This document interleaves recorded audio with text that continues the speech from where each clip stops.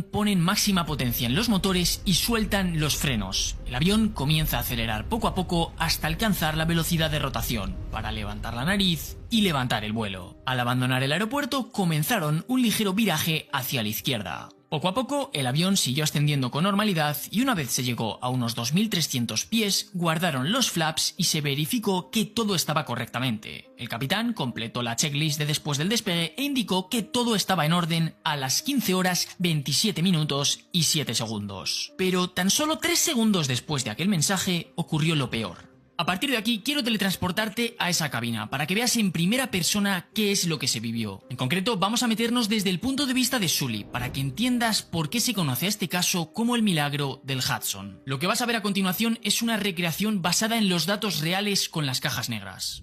Tras completar la checklist de después del despegue, ves una bandada de pájaros, así que avisas rápidamente al copiloto, pero ya es tarde. De repente notas varios impactos en el avión, acompañados de un ruido similar al de unas explosiones. Además, un par de segundos después, sientes un frenazo brusco y el ruido de los motores comienza a disminuir rápidamente. Nunca has sentido algo así. Miras el indicador de los motores y ves cómo la potencia de uno de ellos comienza a bajar, así que se lo dices al copiloto. Pero en ese mismo momento ves el indicador del otro motor y te das cuenta que en realidad son ambos motores los que han fallado. Así que corriges y le dices que son los dos motores los que han fallado. En ese momento aprietas el interruptor de reencendido de los motores e instantes después decides encender la APU. Miras por la ventana y ves todo lleno de edificios a tu alrededor. En ese momento el avión ya ha dejado de subir y estás comenzando a bajar. Al ser el comandante, el máximo responsable, decides tomar el control del avión diciendo mi avión. A partir de ese momento, el pilot flying pasas a ser tú y le dices al copiloto que abra el manual de emergencia y busque en el apartado de pérdida de empuje en ambos motores. Comunicas por radio declarando Mayday, Mayday, pérdida de potencia en ambos motores por impacto de ave y pides ayuda para volver al aeropuerto de La Guardia. El controlador te dice que pongas rumbo 220 y en ese instante comienzas a girar hacia la izquierda siguiendo ese rumbo. Mientras tanto, ves como el copiloto lleva a cabo la checklist de pérdida de potencia en ambos motores. Uno de los pasos es mantener la velocidad en 300 nudos, así que te lo dice, pero estáis volando a 210 nudos, es imposible alcanzar 300. Por radio te dice el controlador que puedes intentar aterrizar en la pista número 13, la ves a lo lejos, tan lejos que te das cuenta que es imposible llegar, y sin dudarlo dices que es inviable. Además, miras al frente y ves el río Hudson, así que comunicas por radio que podríais acabar ahí. El copiloto sigue haciendo todo lo que puede de la checklist y cambia el código del transponder a 7700, el correspondiente a emergencias. Por radio te dicen que gires a la izquierda para entrar por la pista 31, pero de nuevo comunicas que es inviable. Miras los instrumentos, no paras de ver la altura bajar, pero lo único que te importa es mantener la velocidad para poder maniobrar. El copiloto te dice que seguramente el controlador quería referirse a la pista número 13. Miras a tu alrededor y a tu izquierda ya has asumido que no vas a llegar. Al frente tienes Manhattan con todos los edificios, pero recuerdas que a la derecha está el aeropuerto de Tetéboro. Preguntas por radio y te dicen que si quieres probar a ir allí. Dices que sí. En ese momento estás volando sobre el río Hudson. Tienes unos segundos de pausa mientras esperas que el controlador te diga qué dirección tomar, así que aprovechas para comunicar a los pasajeros Brace for Impact. De fondo se escuchan múltiples alarmas del avión y en la pantalla del ECAM salen múltiples fallos en rojo. El copiloto sigue haciendo todo lo que puede para encender al menos un motor, pero nada da resultado. De pronto por radio te dicen que puedes aterrizar en la pista número 1 de Tetéboro, pero comunicas que es imposible. Sabes que no llegaríais. El copiloto te pregunta si quieres reiniciar el motor número 1 al ver que no está dando potencia y le dices que sí. En ese momento te preguntan por radio que a qué pista de Tetéboro quieres ir y respondes que vais a ir al Hudson. El controlador no parece haberlo entendido y te pregunta que qué has dicho, pero no contestas porque estás demasiado ocupado manteniendo la velocidad por encima de la pérdida. En ese momento le pides al copiloto que ponga los flaps. El controlador te sigue dando opciones de pistas, pero ya has asumido que no vas a llegar, así que esa información ni la procesas. En el avión comienzan a sonar alarmas de que el suelo está demasiado cerca, que asciendas. En cuanto los flaps han terminado de bajarse, el copiloto te pregunta si quieres poner más flaps, pero le dices que no, que los vais a mantener en 2. Aprovechas para preguntarle si tiene alguna idea, pero te dice que no. La velocidad es ya muy baja y estás a escasos metros del río. Le dices al copiloto que se prepare para el impacto y en los próximos 5 segundos el avión impacta con el agua.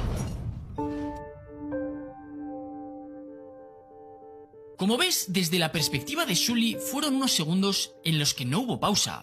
Pero, ¿por qué se considera un milagro? La realidad es que entre todos los pasos que has visto, hubo 4 que marcaron la diferencia entre una tragedia y un milagro. Lo primero es que Sully se da cuenta extremadamente rápido de que el fallo está afectando a ambos motores. Exactamente 4 segundos. En solo 4 segundos ambos pilotos están ya al tanto del problema. Volando sobre una de las ciudades más densamente pobladas del mundo, cada segundo era vital. La segunda gran decisión, y probablemente la más importante, es que tan solo 10 segundos después del impacto, Sully decide encender la APU. La APU es un generador que tienen los aviones en la cola. Es como un motor pequeño que tiene el objetivo de dar energía al avión. En condiciones normales, un avión saca la energía de sus motores, pero al haberlos perdido, Sully se dio cuenta de que iba a necesitar sí o sí energía para poder volar el avión. Si no hubiera hecho esto, el avión hubiera dependido exclusivamente de la RAT, la Ram Air Turbine, una pequeña hélice que sale hacia afuera del fuselaje y gira por la velocidad del aire. El problema es que este sistema solo da energía a los sistemas más esenciales y el avión es muchísimo más difícil de maniobrar. El Airbus A320 en un vuelo normal tiene muchísimas protecciones por ordenador. Esto quiere decir que si el piloto tira de los mandos con todas sus fuerzas, el avión no va a superar cierto ángulo de ataque, es decir, protege al avión dentro de unos parámetros seguros. Pero al depender exclusivamente de la energía de la RAT, estas protecciones desaparecen y el avión es mucho más difícil de volar. Gracias a haber encendido la APU, el descenso se pudo hacer con todas esas protecciones. Así, mantener el avión dentro de los parámetros seguros de velocidad y ángulo de ataque fue mucho más sencillo, y Sully pudo dedicarse a pensar en todas las opciones en lugar de volar el avión.